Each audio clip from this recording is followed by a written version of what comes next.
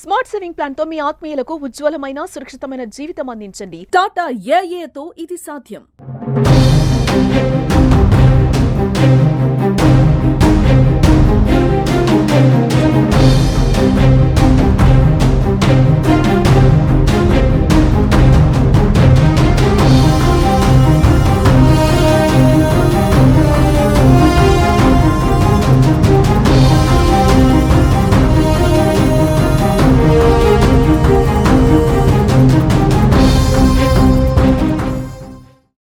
గ్రామము సదాశివ నగర్. మా ఇంట్లో షాపు మార్వాడి వాళ్ళు గోల్డ్ షాప్ వేసుకోవడం జరిగింది. వేసుకుంటే అవసర శ్రీధర్ అనే మనిషి పెట్రోల్ పోసి షాప్ తగలబెట్టిండు. ఫర్నిచర్ అంతా కాలిపోయింది. ఆయన వేరేళ్ళు ఎందుకు షాపు వేస్తున్నారని బెదిరిస్తున్నాడు. లాస్ట్ మేము ఇంట్లో వేసుకుంటామన్నా కానీ ఇయ్యడం లేదు. మా మీద దౌర్జన్యంగా ఇంటి మీదకి వచ్చి మధ్యాహ్నం 12:30 గంటలకి పెట్రోల్ పోసి షాప్ తలగబెట్టిండు.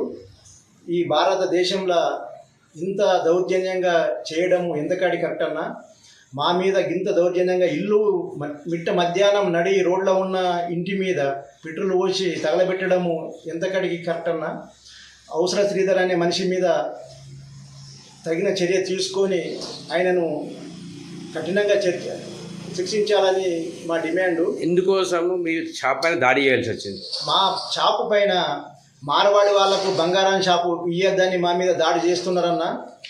ఈ భారతదేశంలో ఎవరైనా ఏదైనా చేసుకోవచ్చని రాజ్యాంగం చెప్తున్నది.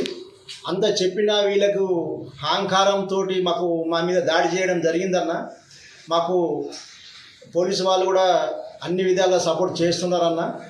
పెట్టి మా ఇల్లుతో సహా మా ప్రాణాలను తీయాలని చూడడము ఎంతకడికి కరెక్టు? ఇది మా ప్రాణాలకే ఇవాళ ముప్పు ఉన్నదన్న. ఆ శ్రీధర్ అనే మనిషి మీద కఠినంగా చర్చించాలని, కఠినమైన శిక్షలు వేయాలని మా డిమాండ్. ఫిర్యాదు చేశారన్న? అన్న, మేము అవసర శ్రీధరు ప్లస్ తర్వాత మళ్ళీ అన్న కూడా గంగాధర్ అనే మనిషి కూడా మళ్ళీ రావడం జరిగింది.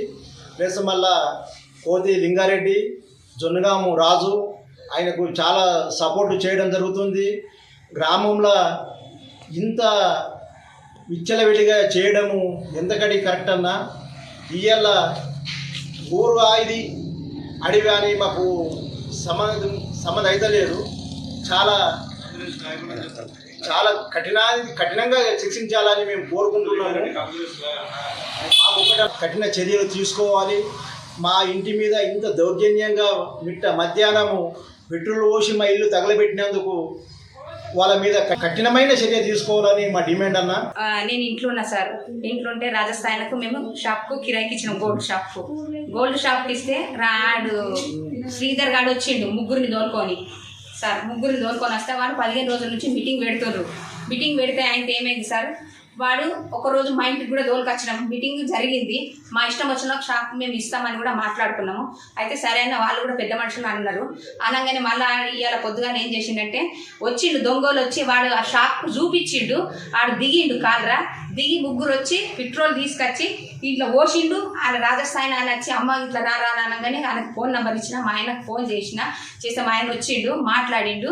ఆ బాడుకోని నేను కూడా తిట్టినా, అనేకం తిట్టినా, ఆని తిట్టినా, ఈయన కూడా తిట్టినా. ఆడదాకా పోయినా కానీ దొరకలేదు సార్ నాకు. ఆడు మాత్రం గోల్డ్ షాప్ మాత్రం నేను పెడతా, వాడు నన్ను పెట్టనీయకపోతే వాడిని కూడా షాపు నడవది.